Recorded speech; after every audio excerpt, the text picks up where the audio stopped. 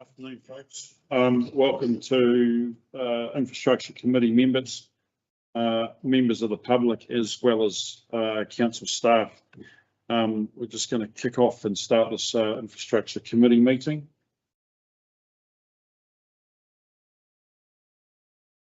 Afternoon, Collier. We just started the meeting, so can you turn your camera on, please? If you really want to see me, certainly. That's awesome in your blue check shirt. Thank you so much. Now, just going back to the welcome, I'd just like to welcome Imogen back on deck. Member of our comms team has been away on a number of months for maternity leave, but now she's back with us. She is great in the social media space, so it's good to have you back, Imogen. Just following on, please ensure that your devices, cell phones, are either switched off or on silent mode while the meeting is in progress. If a cell phone is heard or interrupts the course of the meeting, we will stop the meeting and wait for that device to be muted. It's a bit disconcerting with interruptions. This meeting is being held here in the supper room of the Waitangi Centre at Martinborough Town Hall. We are recording the meeting and it has been live streamed. It will also be available to view at a later date on Council's YouTube channel if anyone wishes to review what has been said or what has occurred. With regards to health and safety, if an emergency occurs, we have emergency exits in this room. The door at the top of the room there that you've come in and the exit behind me. If we do need to evacuate the building, please use one of those two exits and assemble outside by the playground and remain in that area until the building has been confirmed clear. Hopefully we won't have any issues in the next topic, but in the event that we experience any unduly or intimidating behaviour during the course of the meeting, we will adjourn until it is safe for us to reconvene. Members of the committee and the staff will congregate in the office behind me if this action is necessary. So to kick off in the meeting, the start of the meeting, we'll just commence with our karakia. Just read it out together. Kia kore, kia whakapapa, mana tēnā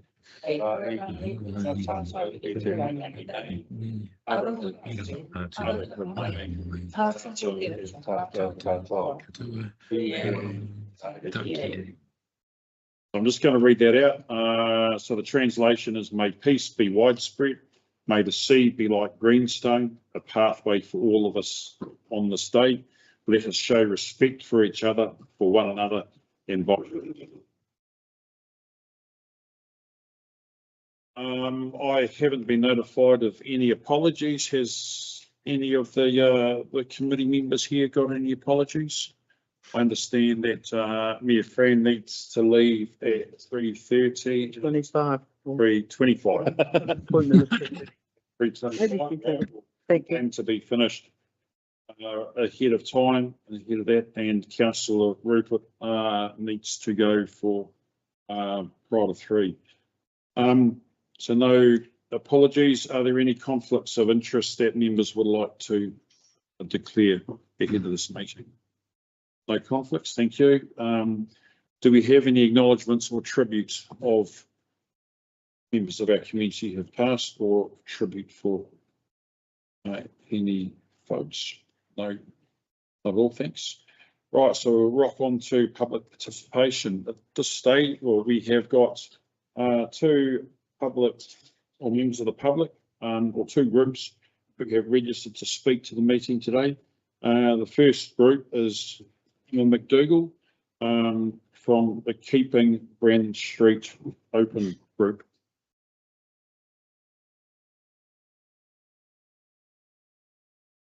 Yes. Emma and Joe.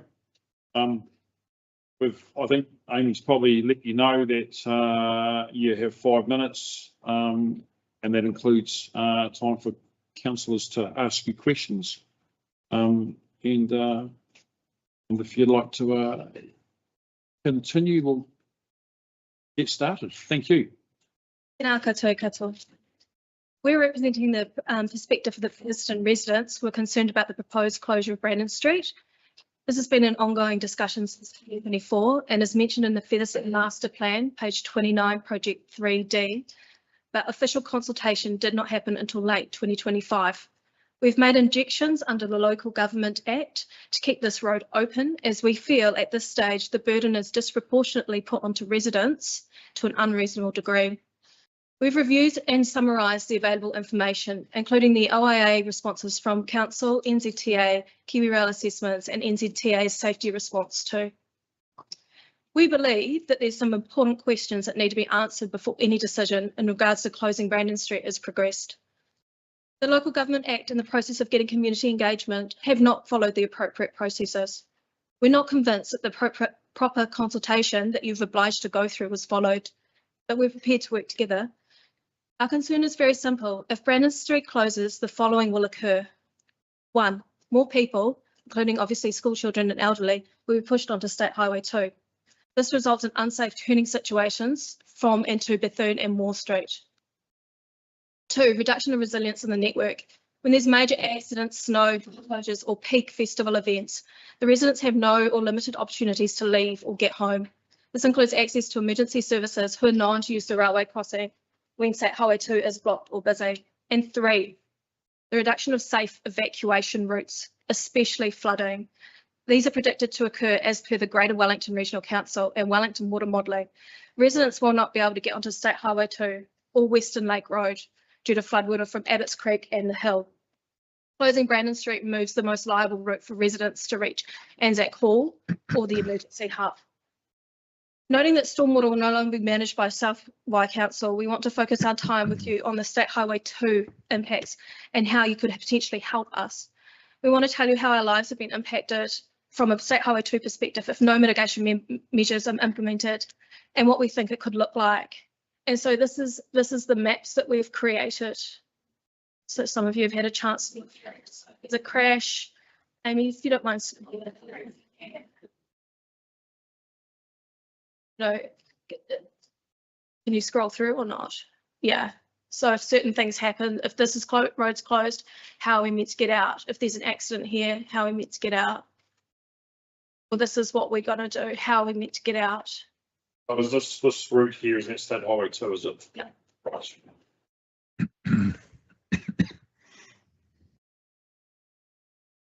So we've looked at 7 different scenarios where we won't be able to make right turns. We've made observations to the traffic flow, and we looked at the escalation of risk. This is not going to mitigate all the issues, but it's likely the cheapest. It could be the easiest. It requires everybody to work together. We'd love to be kept informed if this can progress. We note that this is the residents of Featherston's feedback in relation to what happens to the Featherston network and has not been considered by KiwiRail. We want to be clear that this is not about residents opposing change. We welcome the fast trains. We want everyone to be safe. We want our children to be safe getting to school. We want our pedestrians and cyclists to be safe. We want emergency services to get where they need to go.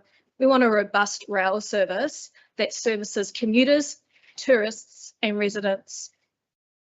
We want a road network that continues to work with Featherston when it's busy during events, holidays, if there's an accident, when the hill's closed or when there's flooding. We ask that all the options are properly considered and the evidence is well thought about, and that the risks are fully understood and that the residents are generally involved in the process. We want to work constructively with Council, NZTA and KiwiRail to find the safest possible outcome for Paetumokai. We're asking Council, KiwiRail and NZTA to generally investigate the upgrade option, including the cost of potential funding. Residents deserve to understand all the options, not just the consequences of the preferred options. Ideally, Brandon Street remains open, or a roundabout is built at the Wakefield Street 5-way intersection. KiwiRail and NZTA are not keen on these solutions. Please note that our group received an email this week saying that Brandon Street will be closed for 3 weeks from next Thursday. Are you aware that this was happening? are you upgrading the stormwater drain at the same time, thereby making use of everyone's time? Thank you so much for allowing us to speak. Thanks, Emma. Going back and having a look, like we've gone past 5 minutes, however, just I'd just like to add, I suppose you made a comment before that there was consultation as part of the Featherston Master Plan, and certainly I think there was community feedback because with regards to the railway crossing closures, I think originally it was planned that Reverend Street crossing was going to close and Fox Street was going to open, but that was changed in accordance with the consultation and the feedback from the Featherston community. And also I think there was not earlier or late last year, there was another opportunity to provide feedback to council about the road closure of Brandon Street. Did you put any feedback into council staff? And That is the only official consultation we're aware of. Yep. Those are the application that I think you're referring to with Raven Street. So that's still flagged. There was consultation on whether it was Fox or Bell. But as far as we're aware, there's been no consultation on Brandon Street until end of last year. Which was a piece of A4 paper stapled to a signpost. okay, and I think it was also publicly notified in the papers as well. So you've been in engagement with Kiwi Rail in NZTA, yeah. So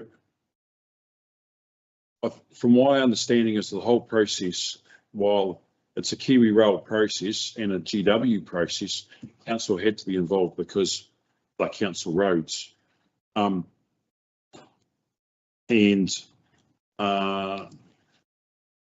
everything's been put in place in regards to the other crossings, and for the Brandon Street crossing, yeah, that was planned, and I certainly take on board some of the points that you've made, but I just don't know how council can have or can change what process now or what's been put in place at this stage.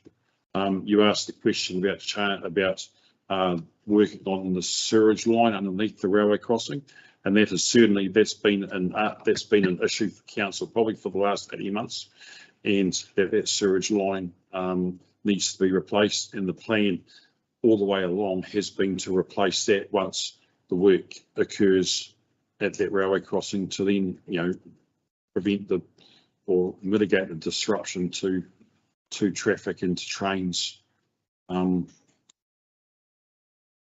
Was that work taking place when they're closing the road next week? I haven't been advised that that's what's going to occur, but the original plan was that work was going to occur at the same time. That the road closure was happening, because it's pretty crucial for council and for residents in Brandon Street to get that sewage line sorted. So yeah. Are we able to get that confirmed for? Yep. Yeah. What's been the Kiwi Rail feedback to your group? Well, we've got objections on the table, so they can't close it until everything else is sorted. So, yeah. There's some meetings happening. I don't know when the next one is. We're waiting for Kurrell to. They were going to relook at their budget and to see if they could put barrier arms in. Because from the result of Bell Street closing and the horrificness that happens at school pickup and the knock-on effects from that, I think they have now learnt. Rail, Yeah. We get some communication with Kiwi Rail to see what the state is, and perhaps even GW, because it's a GW Kiwi Rail project, isn't it? Definitely. Yeah. Because council's got control of the road, but then KiwiRail's got control over the rail corridor, KiwiRail GW concept. But yeah, certainly in that time when there was all the consultation happening, KiwiRail was coming to speak to council and having workshops and explaining what their plans were and why they were wanting to do things. And certainly the councillors at the time were pushing back to KiwiRail, and there was a lot of discussion happening. So from my perspective, I suppose, and for this table's perspective, it probably would have been beneficial for us to have you come to us back then and have those discussions with us then, so that we could have had everything on the same, dealt with at the same time, same process. Yeah, We I was, weren't aware. and we weren't, and I wasn't allowed to speak about that after the Fitzherbert closure outside my shop. What? What do you mean you weren't allowed to? They said, no, I wasn't allowed to mention Brandon Street in that meeting. KiwiRail said that. So just on, It's with the external agencies, it's very complicated. Yeah. just one more question. Is that right, Chair? I know we've gone way over time on this. Thanks, Charlie. Some of this, you just mentioned with the closure of Bell Street, the school. So some of this only become apparent since that closure's happened, that the impact has been fully realised. Yeah. That's possibly why you didn't present to us earlier. Right. So, the Bell Street closure, my understanding, so part of my paper is I work at Road Safety Council. And there was discussions on the table there, it's become very dangerous for the children. In the Bell Street area with school pickup and where the bus stops. Right. So, And the commuters. Yeah. As well. so that's sort of made us also step back and look, well, we've got a lot of children using Brandon Street.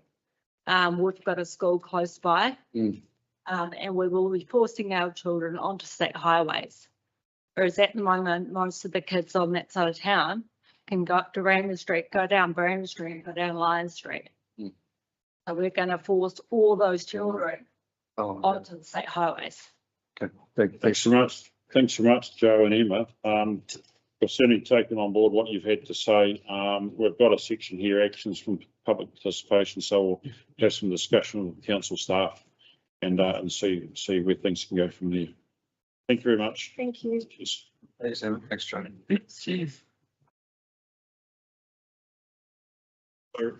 Have we got Rod and Judith, or have we got Anne to come and speak with us about Underhill Road culvert?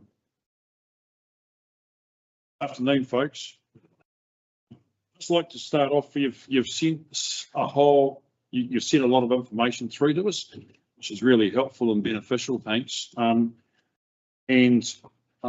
we've had a chat. I suppose we have had a chat while you haven't been present earlier on before the meeting started. So we're really keen to sit down with you and for councillors and to come to Feathers, sit down with you and to hear what your concerns are, and also to have a look along the road and see what the issues are. And then perhaps if we had a meeting with the community board, so that we're all part of the conversation. Are you happy with that, my friend?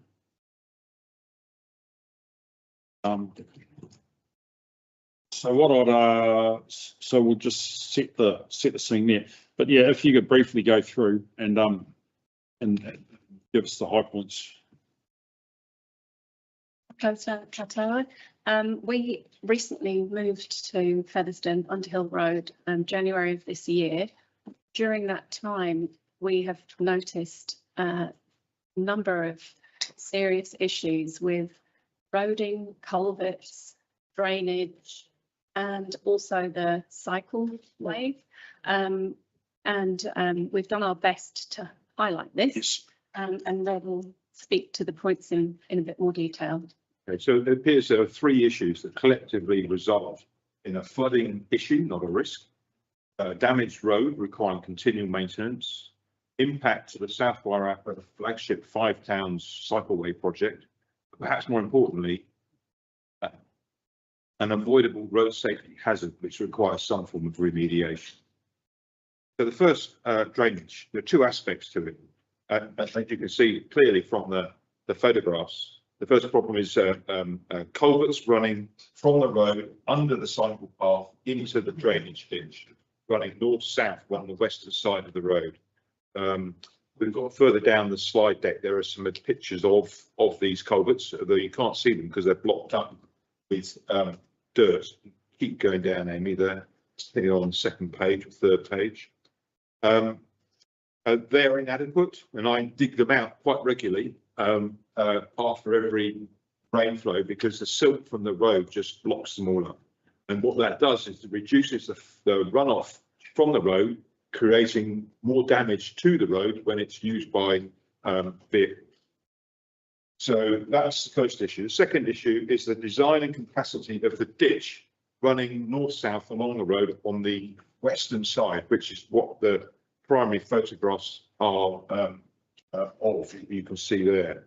As you can see, we've submitted the ditch itself is prone to silting up and becoming shallower over time.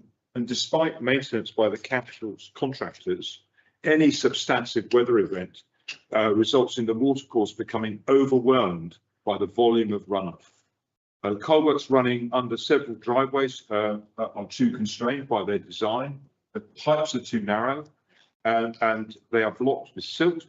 And then once tree debris further reduces the flow, the water breaks out onto the road. And as you can see in that photo in particular, it goes across the road and into our paddock, around our house, and creates a flooding problem for us. Our previous owners of our property on one occasion had to remove 20 tons of silt from one flooding event. So this is not a new problem. In fact, that was back in 2008, and yet the problem still persists. So this is not something that is new to anyone. And then following on from that, the juncture of the sealed section of Underhill Road with the unsealed section is in a bit of a dip, and there's a culvert that runs under it, which takes the drainage ditch through under the road and then off out towards the Tyrannical River.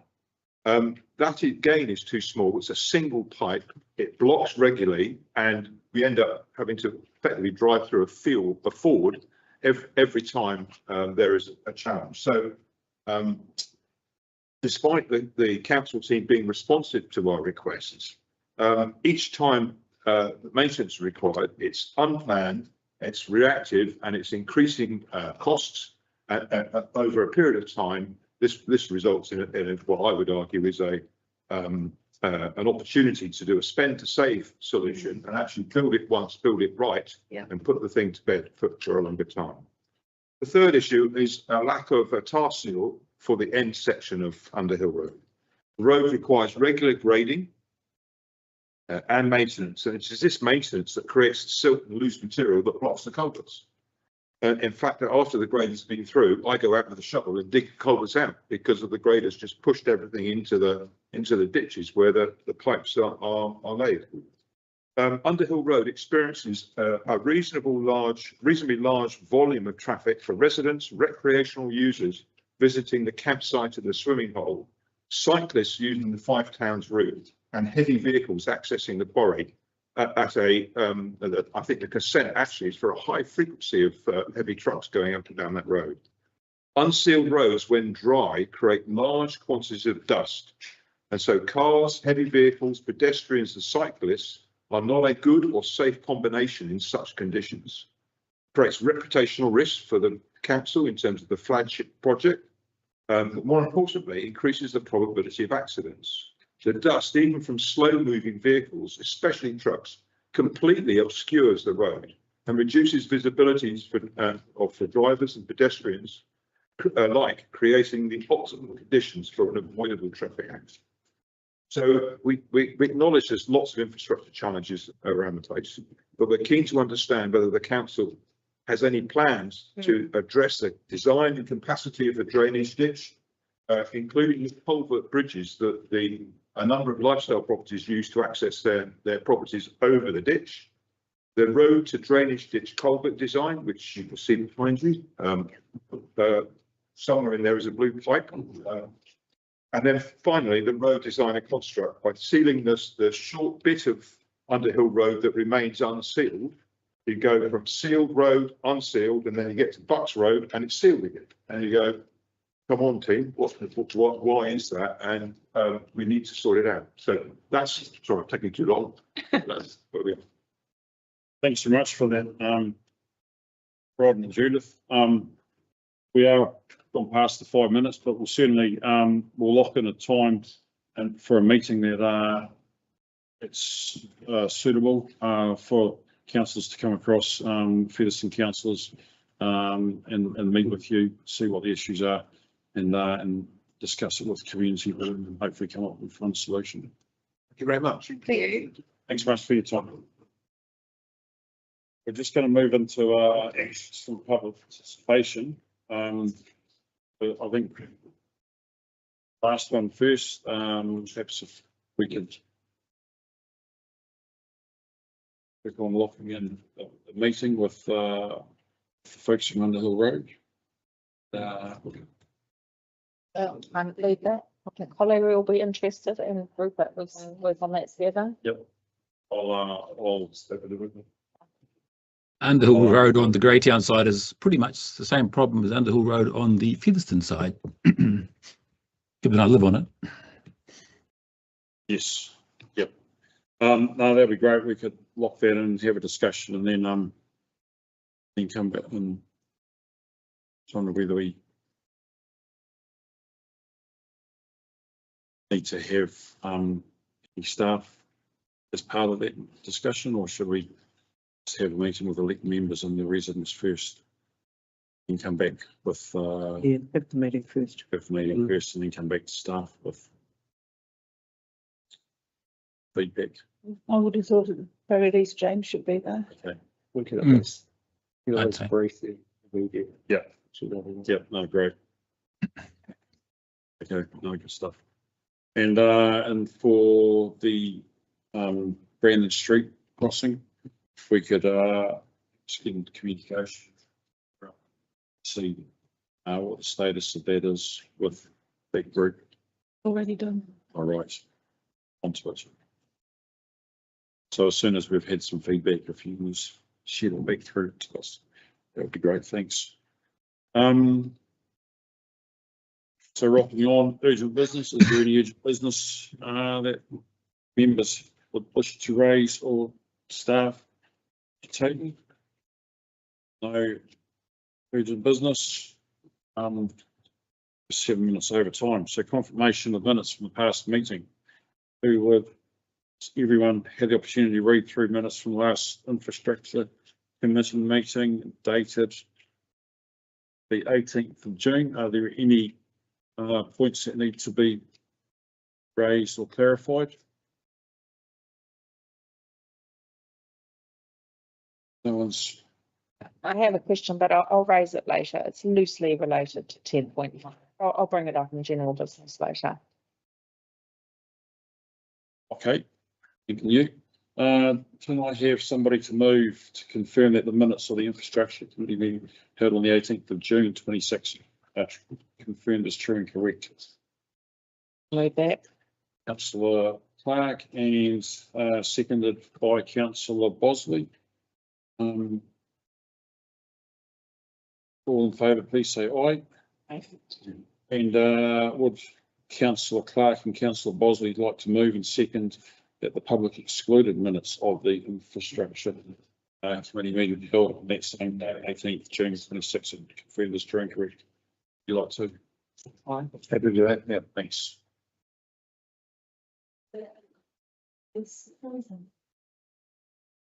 Councillor Isaacs, has something happened to your? What? Can you hear us, Colin? Yeah, I can hear you. I'm listening, but I can't say anything because I wasn't at the meeting. Okay, but your screen has frozen. You were sitting there looking at us, scratching your ear. That's quite strange because I can still move around here. Better my ear than my rear, you're right. So that's strange. It must be your end because this end seems fine. Just wondering whether you were. I'll get out and come back in. Would you want to switch, well, I'll start off by switching the camera off and then switching back on and seeing if that works, and if not, we'll just either. Any better? Yeah, that's much better. Okay. That's much better view. Thanks a lot for that, Collier. Much No, appreciated. Both me guys. Okay, let's just need to confuse this. Bandwidth, Solia. It's got a brand new Um, router sitting downstairs, got installed an hour ago, so I don't think so. Think you've frozen again, Collier, so are we able to continue with the camera switched off? I can do, or I can just I'll get out and come back in just to check, see if it makes a difference. So there's no. Councillor Isaacs has left the meeting for a wee while. We're going back to the minutes from last meeting. Any matters arising? Councillor Clark, you said you've got a point to raise, but you're going to do that in the general business, is that right? I can, yes. So now we're moving on to decision reports from Chief Executive and Council Officers. 10.1, we are now looking at the report. 10.1, consideration for the proof of concept water meter file report. Our CE, would you like to highlight or add anything to the report, which? Thank you, Chair. Just a brief explanation as to why this has landed. As I say in the report, going back to probably 2024, Local Government New Zealand Conference, we met with the team from Neura. They did a breakout session around their new smart meters and the Internet of Things and the way they were using the sensors. And we engaged with them at that time with the previous council to try and engage with a small proof of concept at that point. Unfortunately, we weren't supported in that with our partners Wellington Water at the time.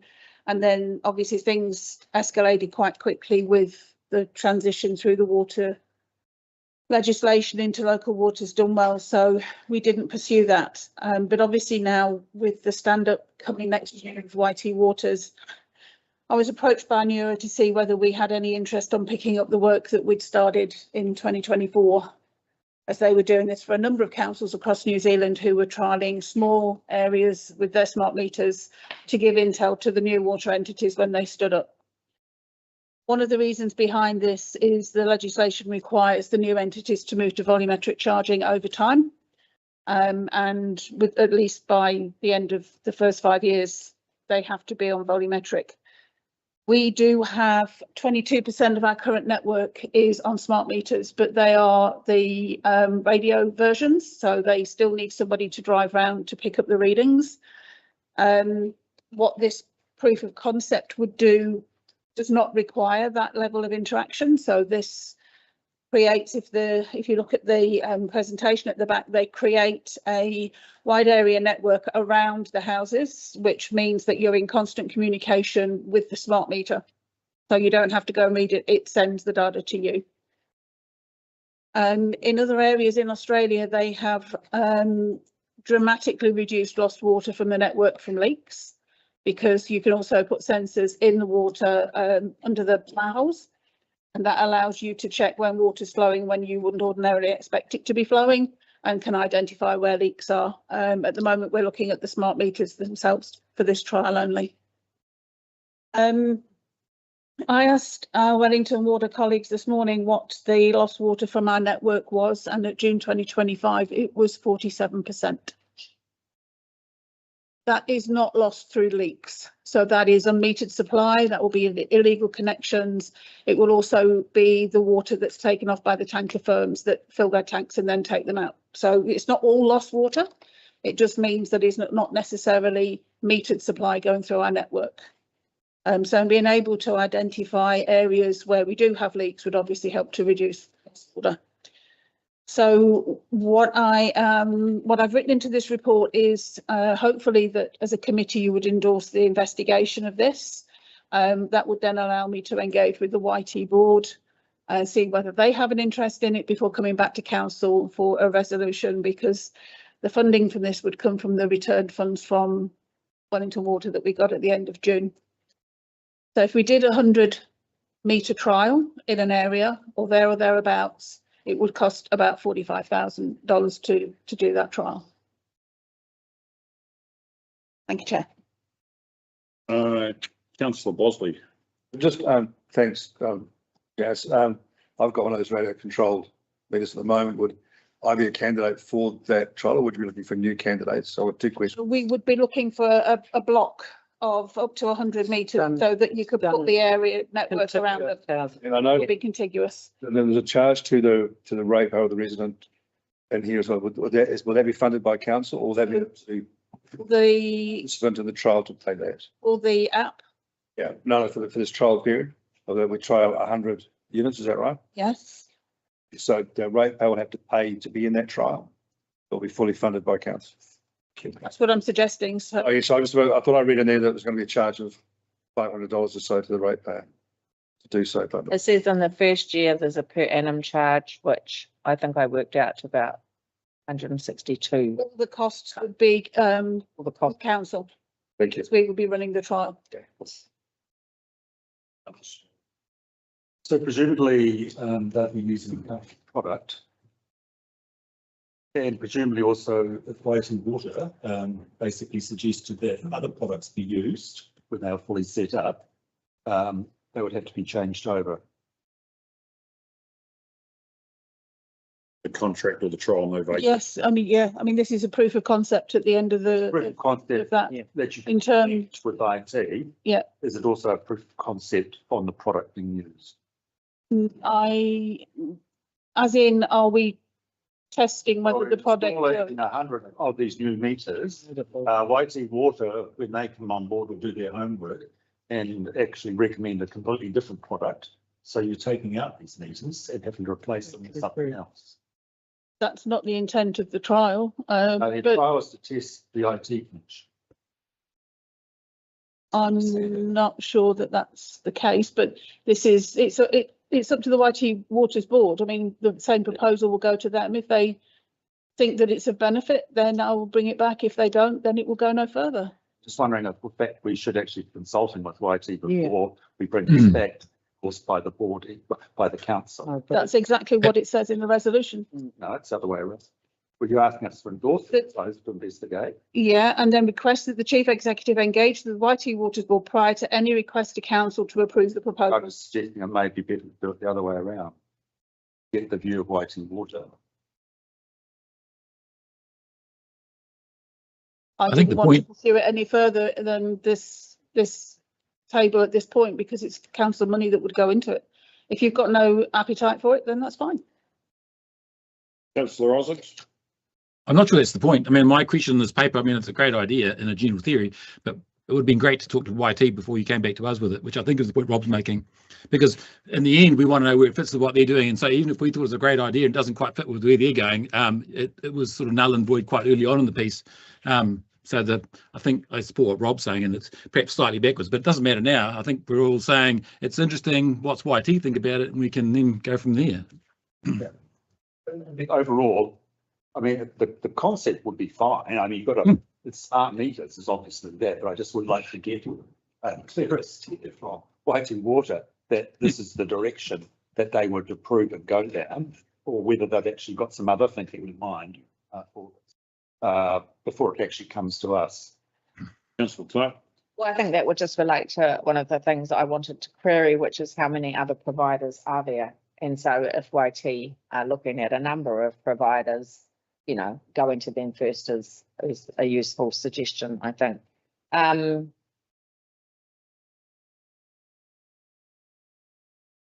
Yeah, I mean, that's all I had. I did wonder about the question, what other smart city solutions are there? So in terms of understanding it long term, what does that actually mean? In terms of smart cities, It said here there were other Applications. sort of expanded applications that it could be used for. Yep. But I wanted to understand what so it actually mean. the chair, in other areas, they've used them on rubbish bins, they've used them on barbecues, they've used them in public toilets, anything where the community engages with an asset of council that has use of something. One example that was at the workshop that we went to at the conference was and I want to say Townsville, but I may be wrong, and they had a big reserve area in town and they were running an event through it. And those sensors we used, it told them when they were running out of toilet paper, when they needed to go and refresh the bins, that the barbecues had been in use for so many hours and needed to be checked. So they used them quite extensively in other areas. Another detail that I wanted to comment on was that it said you were doing a trial for 100 users, potentially. The pilot would be for 100 users, and then in the detail it said that be $577 to do some kind of data collection, I think for 92 users, and I just thought that was a little weird that you had pilot for 100, but the contract limited your maybe it was go into the app or something for 92 users.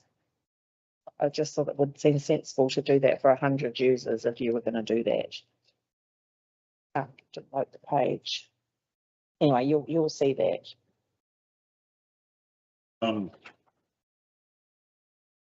Yeah, friend. Yeah, I have to say I'm a great fan of smart meters, and they're really going to be storming through. Everybody will be using them eventually.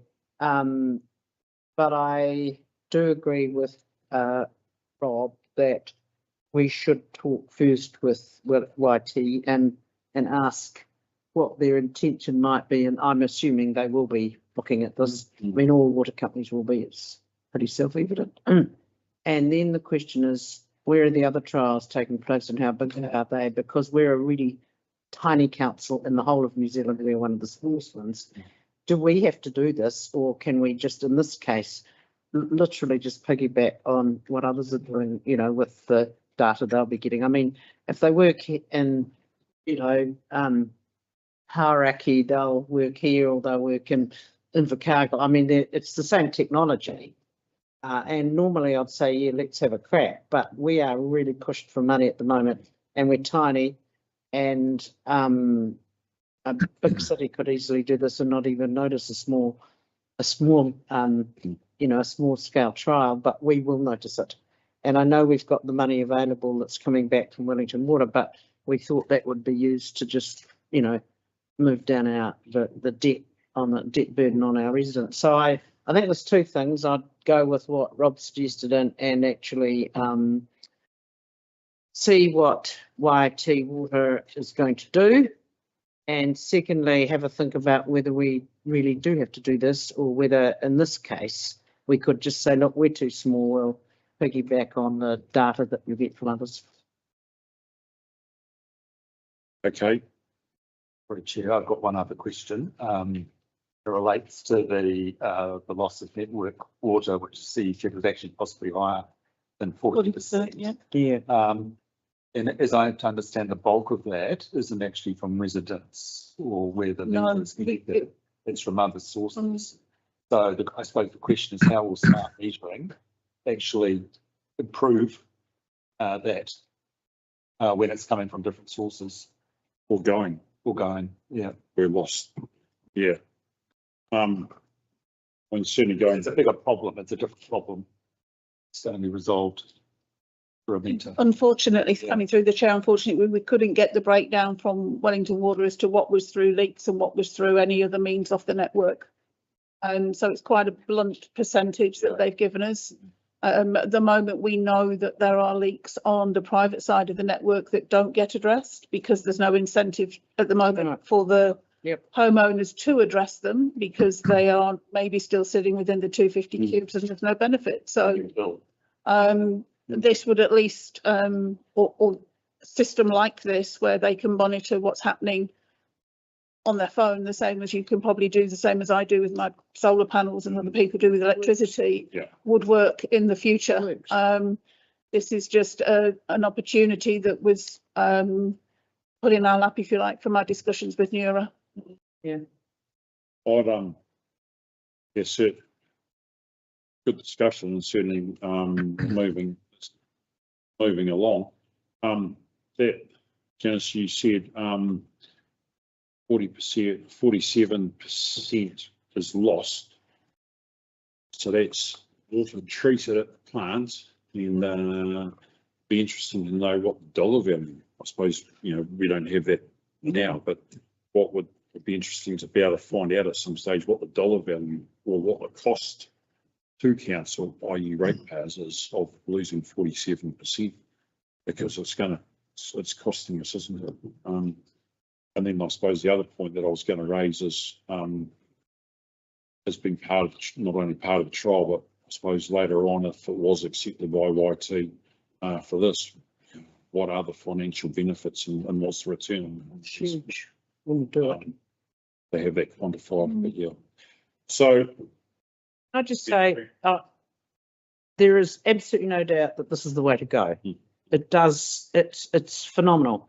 My issue is just, you know, with every cent counting for us now, even, you know, though we've got that bit of water coming, sorry, bit of money coming back from Wellington Water, should we be using that another way? I mean, and also we do need to talk to YT first about what their ambitions would be in this respect. You know. So I think, so I'll start off by, do I have a mover to receive the report, consideration of proof of concept, water report? Somebody to move that, and we need to second it, please. Councillor Bosley to move that, and who's going to second that? I'll second it. Councillor Isaac. Thanks.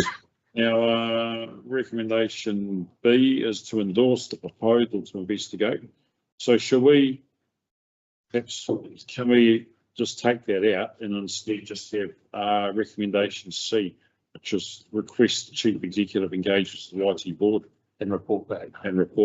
on feasibility of carrying out this trial in South Wairarapa.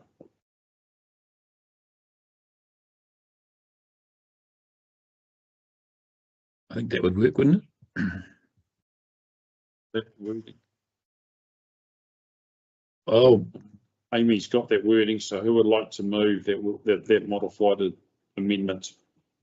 I have been moved at the time. Just someone to second it. Councillor Isaac and Councillor Deputy Mayor Taylor to second it. All in favour, please say aye. Aye. Motion has been moved, has been carried. Thank you very much. Now carrying on to information reports from Chief Executive. So we've got team or managers here from Roading, from Community Operations and Water. So Graham, if you'd like to come up to the top table, please. Yeah. Oh, you can come and sit right next to the roof. That's since you're close to the microphone.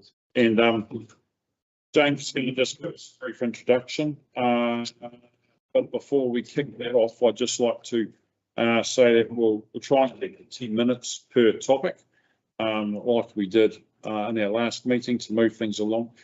Certainly appreciated the questions that have come through in the last few days before the meeting, and sharing those with the staff. I hope those questions that have been asked have been able to be answered, and if not, we can continue that on via email a bit later on. Thanks so much. Thank you, James. Thank you, Chair. Just a couple of opening remarks really before we get into each of the business units. In the report there, seeing a huge focus on delivery, as there always is. A lot of capital projects are making some really good progress right across the group there in the 3 business units. And highlighting the super obvious around the weather events and the impact in particular in roading, which I'm sure Graham will talk a little bit about.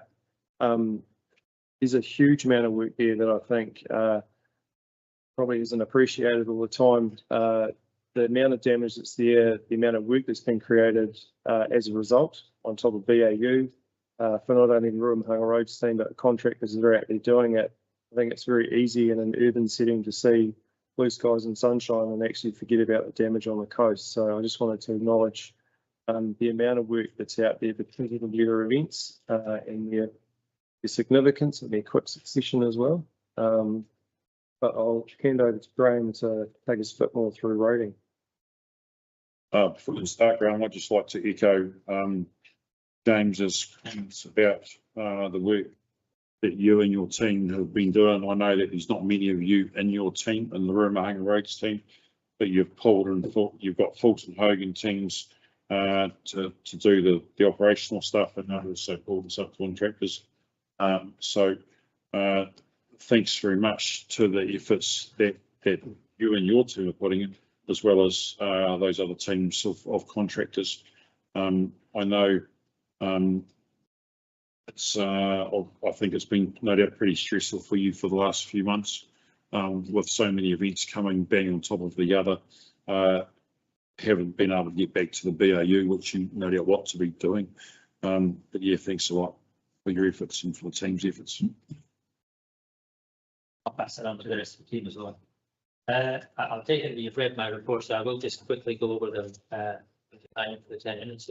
So financial summary there, the budget is stated and how much we're currently, how we're sat on what we've got programmed and what we still have remaining in the budget. There were no significant health and safety issues. There was a couple for Fruitland Hogan, but they're now dealing with them, so don't need to deal with them.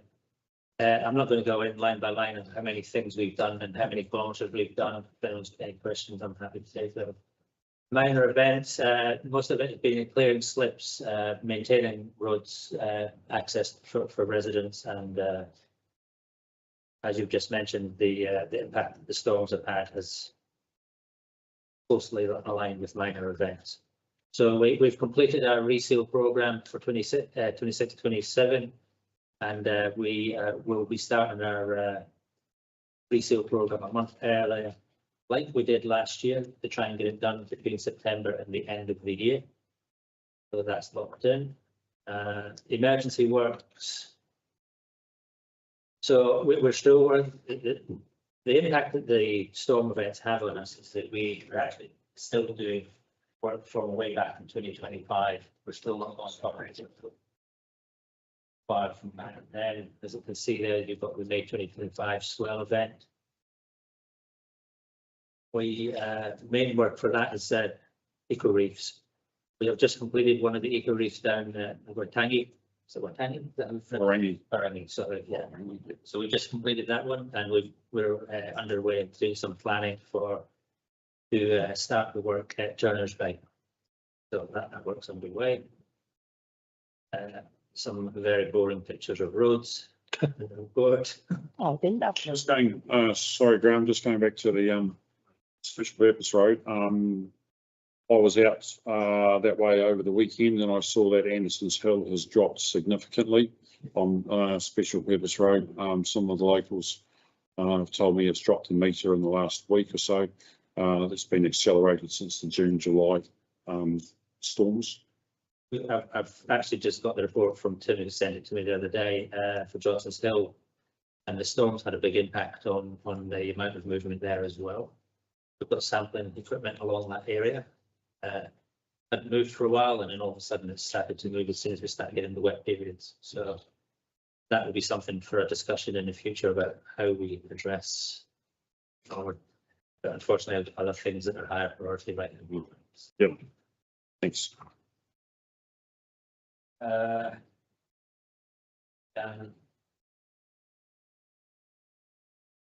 Corridor management. I'm not going to talk about how many TNPs we put in place. That's also. So the performance monitoring, as I report every month, we have a pace review of Nahogan and how they're performing. The pace score for June was 93, which is where it should be. It's up there. A couple of little issues been addressed, and they take them on board and work to resolve them.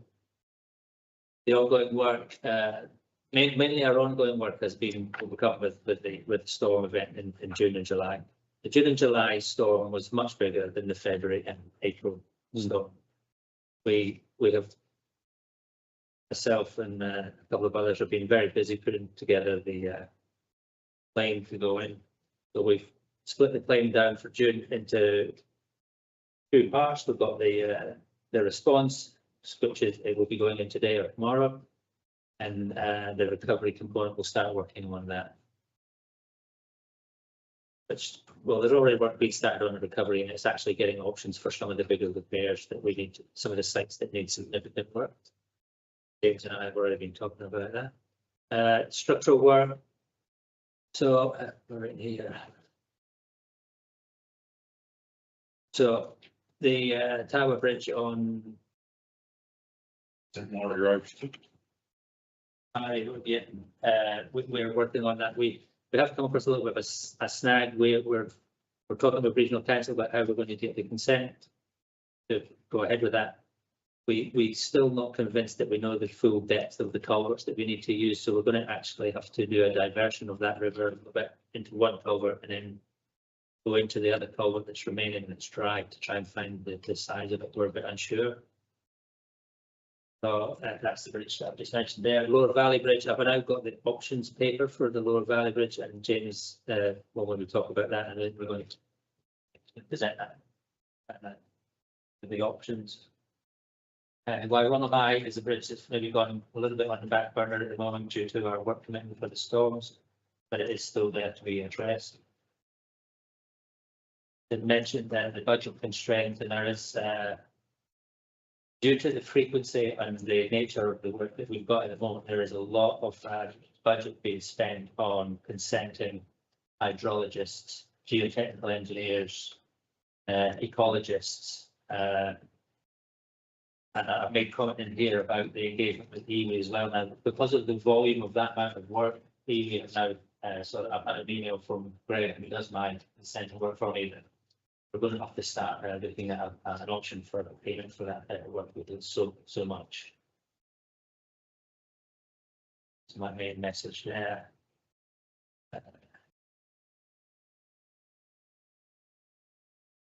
Additional global consents.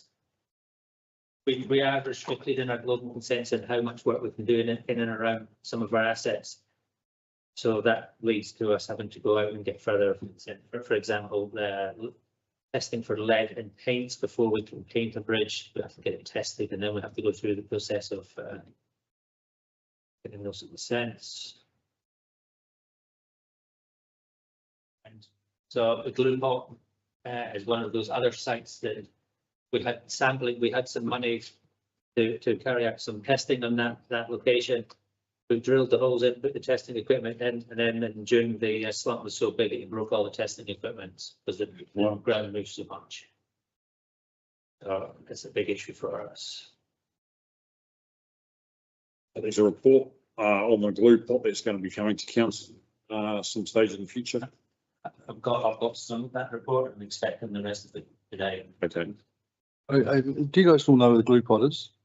We talk about the glue pot. Rachel, do you know?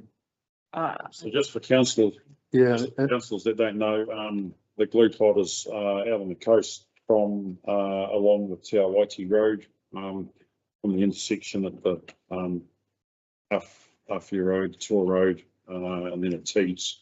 And it goes right to Tora along the coastline and left on Te Awaiti Road.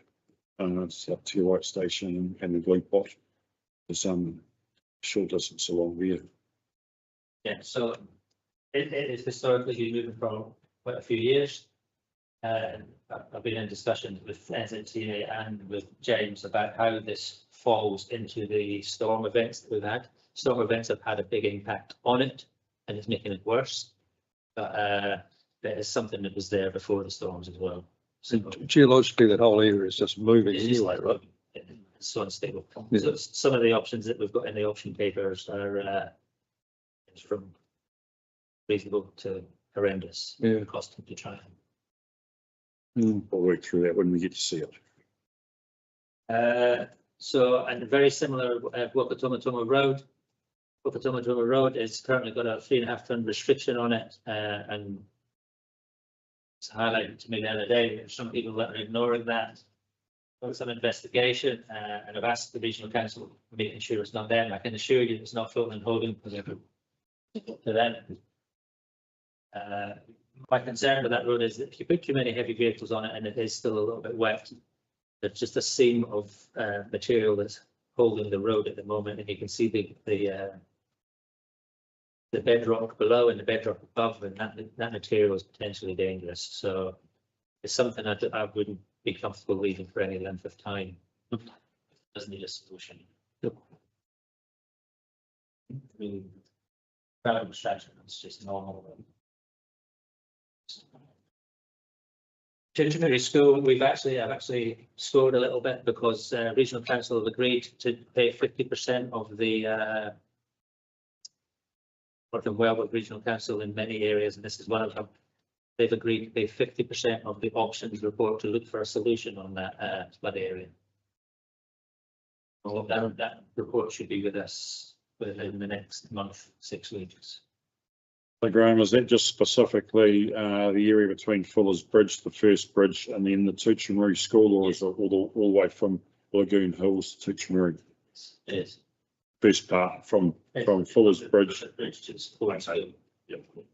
I had a bit of a result on that as well. I can't remember how I came about this. I think it was you were involved in, but it was approached to me that the fire hall and the village hall further up towards Tewkesbury have started to put some gravel down. We needed a dump site for our gravel from that flood, so we put it in the car park and leveled it for the community. So we went up to find a dump site. We doubled up and used the gravel for that area, which is Community-led solution. yeah. Nice. And that's me. Thanks for that, Graham. You've finished dead on your 10 minutes. But I want to keep you there because then over on page 66, we've got the land transport CapEx. Do you talk to us about that? Or We can take that as reading. okay. Questions if you want. So if on your agenda, if you just want to flick through to page 66 for that CapEx project dashboard about land transport and roading. Has anyone got any? It's only what 3 or 4 pages. If anyone's got any questions for Graham to cover off there, or if Tim's got any, what's sitting in the back row. There's no questions. We can. I'd like to ask a question about the Birdwood, it's not really you, I don't think, Birdwood Fox Street intersection improvements. I know there's been some dialogue with the local resident and I'd like to understand how those concerns that he's raised have been addressed through the process. Get Tim to come up to the table on that one. Thanks for all that feedback and thanks for that report, Graham. Cheers.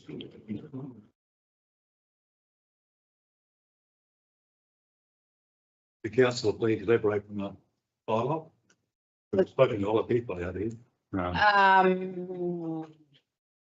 Guy who lives on the little resident there who said that he felt that school children were at risk from walking down and had asked that more signage and stuff be put up on that corner, and then he felt like he hadn't been heard and he wrote again, and I've forwarded it to James and then I'm not really sure what the outcome has been because that's kind of come back. Additional signs put in there referring to residents only, and a good way sign put at the intersection of the square and Birdwood. Right. Okay. And that road should be open. In future, better go Birdwood Street. Any other questions in regards to the CapEx and the roading space team? No, great question. Going on earlier item. Sure. Brian? In terms of the recovery claim, you said it was to go in. Sorry, it's just me. Yeah, sorry, Grant. Just come back. The recovery claim. Yes. You said that was to go in the next couple of days. Yeah. How long will NZTA take to probably respond on that? And have they given you any interim indication that you can proceed with some of the work? Well, from experience of February and April, it will be beautiful. If things go well and they accept it, it will be quickly. But they will probably come back with some questions. The actual, and they're coming over tomorrow to do a site travel and things, so that all stops that process. And taking account that you have spent currently budgeted money on fixing some of the storm related project, will some of that recovery money be able to be filtered back in to meet the budget shortfall you've identified? That's what will happen. Well, When that claim is approved, that money will go back. We've created 2 GL codes, and I'm not accounting the those GL codes have been used and gather the best version. You said break it out as partial recovery, we keep it completely. So we have two codes, one for recovery and one for. So the budget shortfall you have flagged is a paper shortfall, pending the approval of the money coming back in. Effectively, yes. Usually have a small shortfall because you don't necessarily get 100% recovery on those. So you're not having to reprioritise a whole lot of work, but that work can continue once the money is recovered effectively. So the response component, most of it will be refunded, but the recovery component is where you may not have The full amount coming back. Okay, thanks for that. because you have to, you don't know exactly the cost while you make your claim.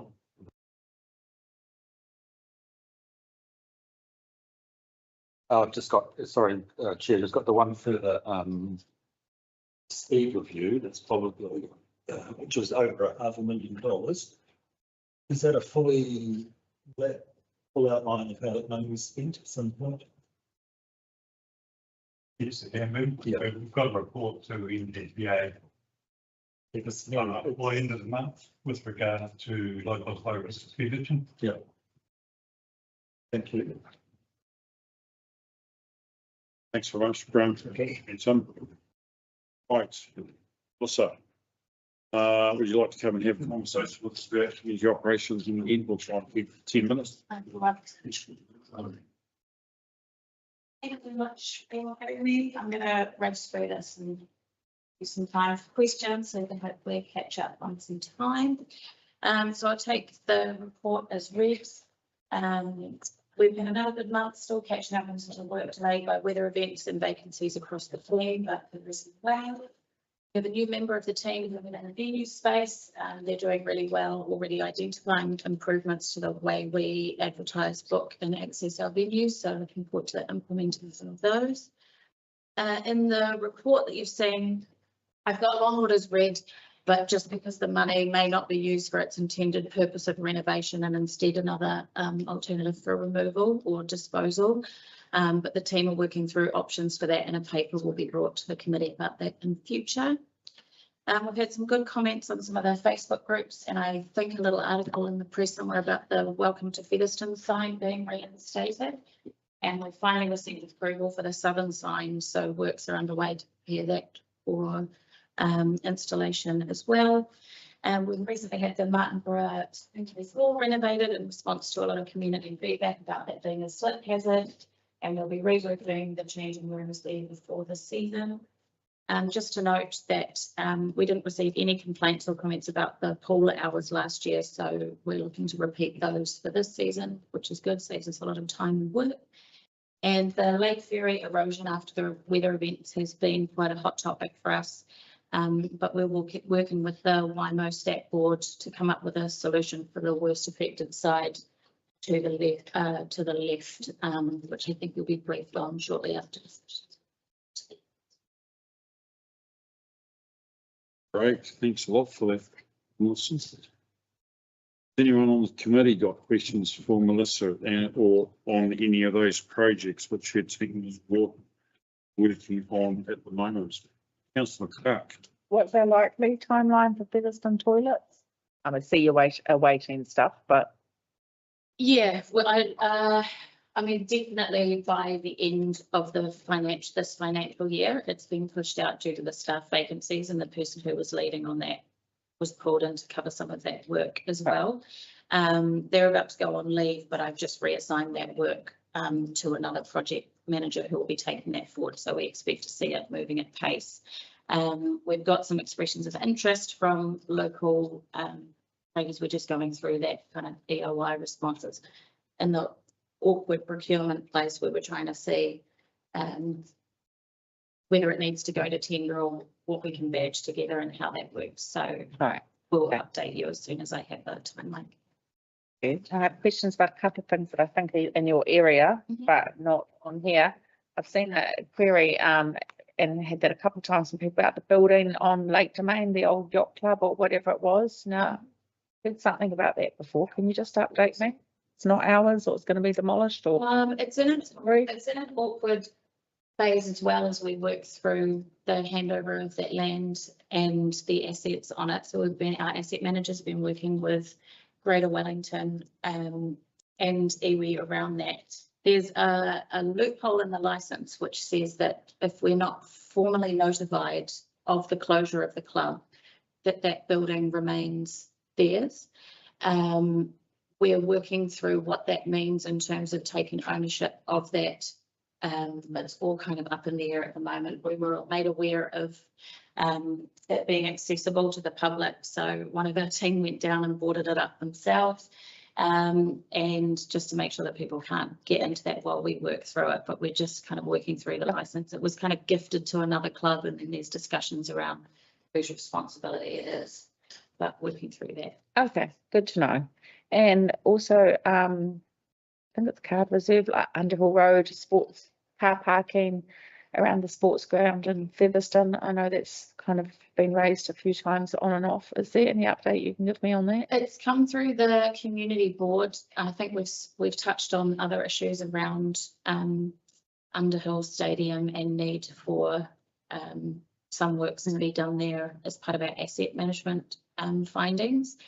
We're reluctant to put money into a new car park area there until we go through the, LTP process and decide what's actually happening with that space. It seems to be more of a problem in the winter when the verge gets muddy. So we may just have to kind of get through this season and work through Underhill Stadium as a more holistic project. Okay, thank you. Any more questions, team?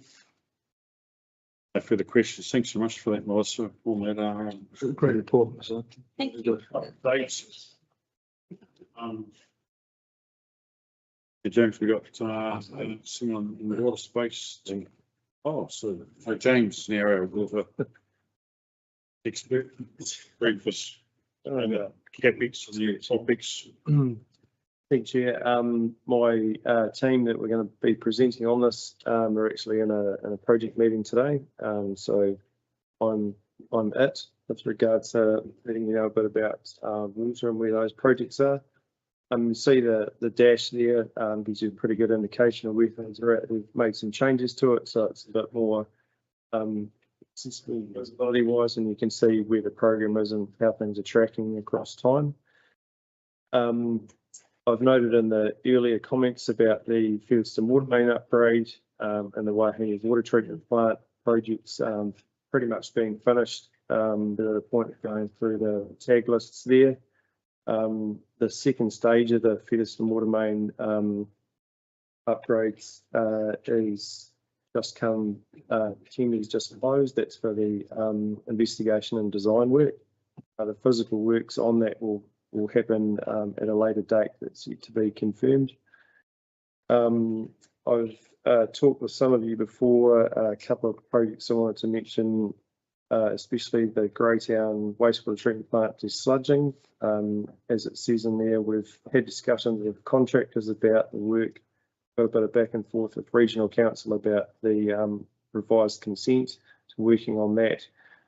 And recently in the June weather event in particular, we were related to quite a large amount of flooding in that area too. So we are re-looking at those designs to make sure that they are fit for purpose, potentially a higher bund, but we're working through that rather than just going ahead as we planned and forgetting that we have seen the photos of the flood. So I'm hoping to get things happening in that space pretty quickly.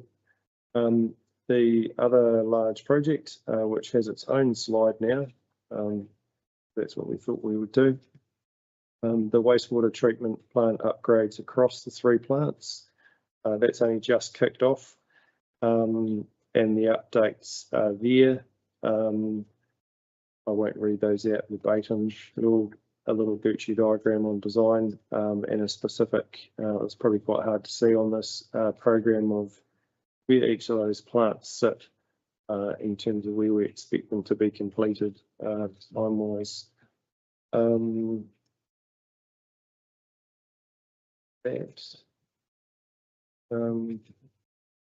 outside of going through everything line by line, which I won't. Sorry, the other thing to mention, one that is on file was to do with the Greytown water treatment plant. Discussed with some of you before there that, as was notified by a previous colleague that's no longer working for us, the report on the bore looked like it was in pretty good condition compared to where we thought it might have been. We're just getting that peer reviewed at the moment to make sure that decisions we make going forward are pretty solid. The key decision there is, do we need a second bore or not? And then we will bring that back to you to talk further on that detail. I understand your frustrations, Councillor Bosley. We want to make sure that we're well informed of what it is we're doing when we go forward. I get it. What's the time frame? 4 years, so Yeah. it's urgent. Open to questions. So yeah, through you, Chair. Just going back to the Greytown wastewater treatment plant, the bunds. There's some of that related to the flooding that the Gliding Club have raised with the backfilling of the culvert through is it Thompson Stream? I emailed you on this and you gave me a good reply back, but Possibly part of that, but it was just the amount of rain that we had at that time, that the whole area was significantly flooded. So we wanted to make sure we reduce that. It's not specific to that. Yeah. coming up on a year now, I think probably in September when we had to stop. Is that right, Janice? Maybe a year when we had to stop this project. Yeah. It just feels like it's dragging on, and now we're talking to Papua again, and we're looking at more consents. But we talked to Glasgow contractors; they were already on site once. They had to go back to Auckland. We covering all this off that we're. There's a lot. We comfortable where we're at. Yeah, there's not comfortable because of course everyone would want this done a lot sooner. Comfortable in terms of the speed and what's going on in the background. There's a lot of work happening. Man, it obviously doesn't look like anything because there is nothing physically happening at the moment. But I'd say we're not far away from actually getting things underway. We've had pretty good engagement with Papua on the plant and other things happening in the area too. So I don't see us coming into any massive roadblocks. Thank you. Famous last words. Just cool. Yeah. Oh, great. Councillor Taylor. Thanks, Chair. Two questions. In terms of reporting back, City Care will do that on what sort of time frame? That's the first one. Sorry, can you just repeat that? In terms of report back, what's the expectation from City Care on progress, on how they're going? What? Or just on just the project detail? City Care? Sorry, no, the new water entity. What's it called? YT. No, City Water. Oh, the City Water. The temporary. Operational, but not project. Doing the But we're doing it ourselves. epics. Yeah. Yeah. So when would we get sort of regular updates? Question is, you've got, there's a cost here of, was it 6 million per annum? Or am I talking about the wrong thing? Yeah, I'm lost. We're talking capital project at the moment. Sorry, I'm already advanced to where you got the paper on, You're come back. 2 pages ahead, aren't you? Yeah, where Paul is turned to the transition. We're not there Oh, yet. okay. I thought we'd passed the other one, but you went back to it before. Oh, So I'll come back to it. We jumped on the land transport. Yeah. From operations to CapEx. So we'll cover that off when we get into that agenda item. Right. No further questions on the operation reports from the team. I probably could ask my general question here. Okay, your general question. My general question is related, now that we have a new contractor, City Care, I think it is, about the maintenance schedule for water races and channels and culverts, particularly in advance of predicted heavy weather events. That, Dorset Square is one that comes to mind as kind of getting backed up and not what I would say was not well maintained when I looked at it around the time of the last weather event flood. So how are those regular items kind of managed? So I guess you've covered off quite a few areas there, water races, culverts and drain. So generally speaking, across those assets, there's cyclic maintenance, there's regular maintenance that happens. It's impossible to go out and clear every single culvert, drain, etc. prior to a weather event. I think Graham gave me some numbers. We've got something like 2,600 culverts, number of bridges, etc. So we are reliant on the cyclic maintenance that happens. To your point, there may be some key areas that can be looked at. That's the operations team to have a look at those things there. Maintenance on water races, is that a specific question as well? Yeah, I think somewhere I read that there was an issue in Greytown with one of the water races that needed some clearing out during the recent weather event. Is that right? Yes. So we're working through a number of things with water races, which I won't go into detail right now, clarifying roles and responsibilities there, in conjunction with the bylaw, and also the expectations around physical maintenance. Who's doing that and how and where? It's working through a few things at the moment. Okay, well, that's useful to know. I mean, I think in terms of places like Dorset Square, which then have an impact on surrounding urban areas, it's helpful to know that they're being well maintained and there's not trees growing in the channels, which there was, and huge accumulation of leaf debris and everything. I mean, it's key areas. I think there's key areas that probably have significant impacts that could be looked at. That would be appreciated. Going in regards to City Care Water going forward, so they've only just taken over the operations side of the business for council from the 1st of July. So going forward, I think in previous meetings, we're going to have a dashboard or some reporting from City Care on infrastructure, on how progress has been made and how they are tracking. So that's a work in progress and that'll be coming. So if there's no further questions, Councillor Taylor. I answered a question that I thought we were going to come back to, but anyway. All right. Sorry for me jumping ahead now. Apologies, team. So now going back to the agenda, do I have a mover, please, to receive the infrastructure and community operations report and note the items or the information which has been included in these reports, please? Who's going to move that? Councillor Clark, thank you. I'll do it. Councillor Bosley will second it. All in favour, please say aye. Aye. Aye. Move, thank you. Now 11.2, the YT Waters Establishment update. We've got Catherine here sitting. She's been waiting patiently.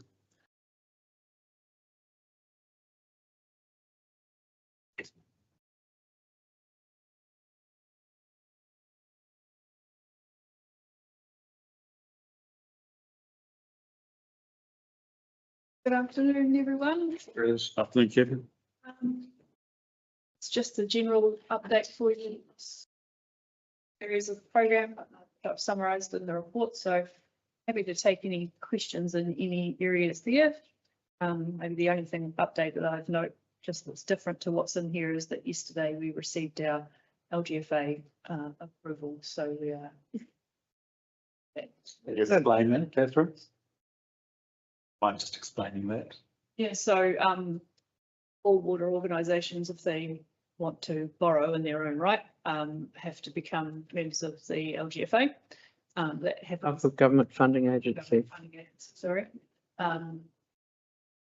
Covenant commitments that they need to demonstrate that they can meet are similar to the council debt to revenue limits, but it's just a different calculation, different measure.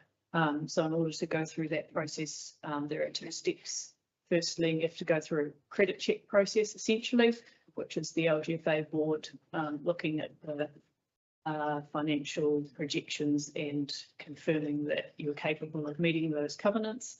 So that's the approval that we got yesterday. And then we have to go and develop the legal documentation that gives effect to that decision. And then there'll be a decision for each of the four councils as shareholders around the guarantees, the guarantee arrangements that have to be put in place for that as well. So that will come to you late September.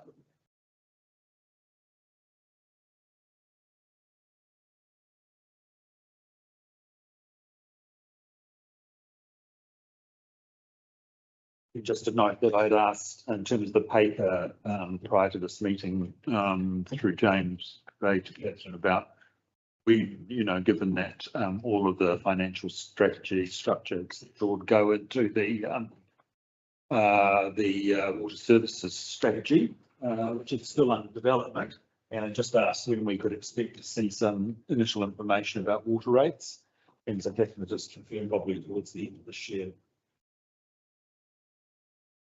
That information will have to be available Stakeholder forum. to the stakeholders forum, but also as part of the water services strategy, and we'll be thinking about just how we make sure that good information is available to the community so they can see what the indicative costs will be for their individual properties.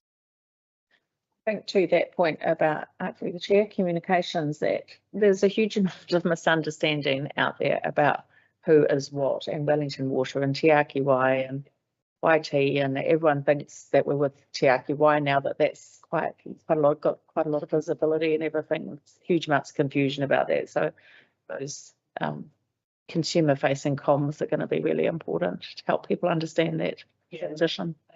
It's one couple of the areas that are giving us most not grief, but we're having to think pretty hard about how we do that. And I mean, one of the advantages of Te Aki Wai being up and running now is they've done it a year ahead of us, and so we can watch what happens in terms of how they. Last round falls. Yep. I think that disaster was our disaster. That's the impression. Yeah. So certainly be looking to see that we learn the lessons, both good and bad, from what's going on. And I think perhaps probably one of the recent ones around the billing was it's important that the rates bill goes first rather than the water, so that people both together. Or both together, so that people can see the reduction in their rates bill alongside the water bill that comes at the same time, rather than the water bill coming first before having visibility of the rates. So I mean that's a good takeaway lesson for Yes. Any further questions, team? Good. There's no further questions. Do I have someone to move that we've received and noted the report, please? That. Councillor Bosley, thank you. Do I have a I'll second? second it. Councillor Collier, thank you for jumping in fast. All those in favour, please say aye. Aye. All those against, please say no. The motion has been carried. Thank you. Thanks a lot for that, Catherine. Thanks for your great work moving all this. You will. We're now on to 11.3, transition to alternative water. So is that you again, James? Yes, it is. So AKA Paul Gardner, Principal Advisor of Water Transition. Thanks. So Paul's unable to make today's meeting, but he's, as you would know, he's updated regularly, like Catherine has, to this committee. This report rounds out those updates, having now transitioned from Wellington Water to provision with the operation and maintenance through City Care Water and other ancillary services through different avenues as well. So this report just summarises what's been done, what's been achieved, and a few next step pieces there. To Councillor Taylor's point before, at the October Infrastructure Committee meeting, we'll have our first report from City Care Water, which will give us a bit more detail about operations and maintenance and how things are going. And we'll also talk to the contract will be there too, and how things are progressing there. But probably at this stage, just take some questions and do my best to answer them. What I was going to ask before is in terms of the transition itself, so going from Wellington Water into the work they're doing, has it sort of like been relatively smooth, like all they've had to drop, is there a gap in the work they're doing and they have to re-pick it up, or can you just give us a sense? In terms of the people on the ground? Yeah, the actual flow of work itself. Yep. It's been, well, like any transition, there's a few sort of niggles along the way, but from what I've seen and what I've heard from the people on the ground, it's been pretty seamless. Right. The plant operators, as an example, there's a heck of a lot, as you're probably aware, that's gone on, that Paul's led to actually extract everything out. There's still a few loose ends that are being tidied up at the moment, which we had agreement so that we could go beyond that 30 June. That was a concern we had there. So we've still tidying up a few of those things, but by and large, the transition is completed and it's been pretty successful. And then in terms of the operating budget, which is saying what, about $6 million, I note in the report that there's a range of exclusions to that, from reactive works through to emergency operational works or cost of resource consent, etc. Do you have any particular idea of a cost estimate for that sort of stuff, or it just is going to happen as it comes? I don't have that off the top of my head. It's something I could have a look at, but some of it is because it is quite reactive, a little bit of a take it as it comes. Yeah. We're working with a budget or budgets that have been set previously. So part of that assumption is that that work has by and large happened there, and we are also taking care of it as we move forward, albeit that through different engagements along the way, as opposed to through the one entity.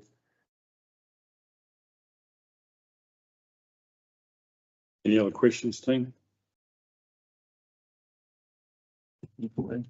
Councillor Isaacs, have you got any questions in regards to this topic? No. If there was some shouting about the fact that it wasn't working, I'd be most concerned, but it seems to be logical to me.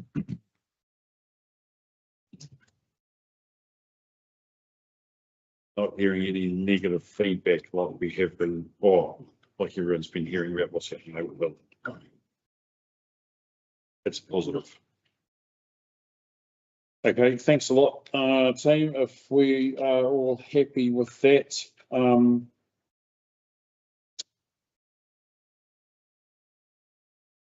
please have a mover to receive this paper. You should do that. Councillor Clark. I'll second again. Second, thank you, Councillor Isaacs. All in favour, please say aye. Aye. Aye. Motion is carried. Thank you very much. Now, 11.4 action items. And we've got one item to deal with. So, James, can you run down? There's been some delays there for reasons, in particular the storm events, which has delayed some of this. So our intention, working with Graham, will be coming to the next infrastructure meeting with our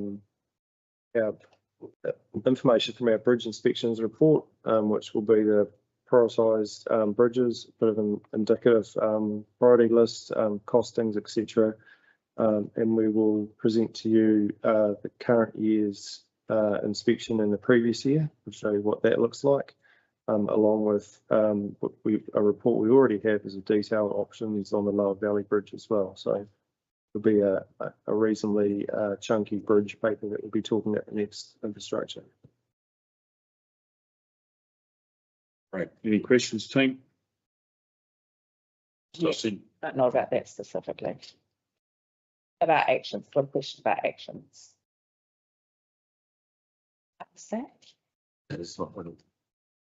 How do actions from public participation get recorded and conveyed so that the loop is closed on what happened? For example, I was thinking the other day about the guy who came and talked about the dusty road, and then it's like, okay, for me that just goes into a big black hole and I don't know what the outcome was.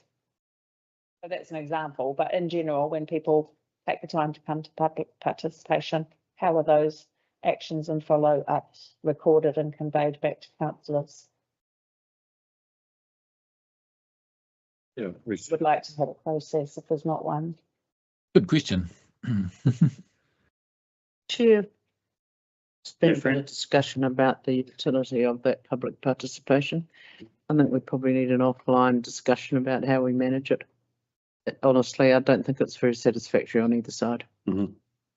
Okay. Huge. I can have the actions from that section into the actions list. Mm-hmm. So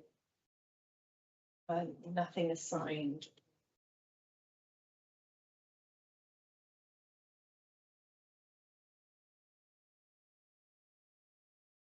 Right. So we've let's have that conversation as friends. Had a conversation. Yeah, Great. sorry. Thanks a lot. So can, in regards to the actions, from what we've heard from James about that one item, can I have, we need a mover, for this, we don't? Okay, great. So now we're going to move into the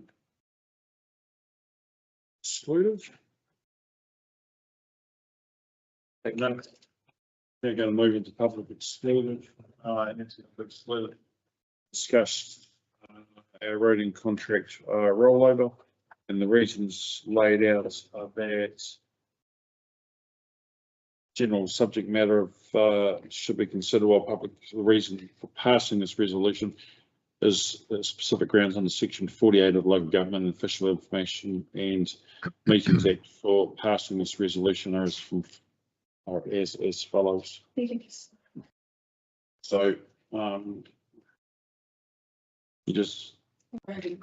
so we're just going to be talking about the roading contract rollover, withhold the information necessary so that these to carry out without prejudice or disadvantage commercial activities, public conduct of the relevant part of the proceedings making might be likely to result in disclosure of information, which good reason for withholding might exist under section 6 and 7, and consideration being given to the contract rollover for the roading contract currently held by Fulton Hogan. So do I please have a mover to enter into public excluded? Yeah, I'll move that, Chair. Thanks, Mayor Fran, and a seconder. Yeah, happy to do. Thanks, Councillor Clark. All those in favour, please say aye. Aye. Aye. No, motion is now carried, so we'll now turn off the live stream. And Except for Collier. live I think I'm around the side of it.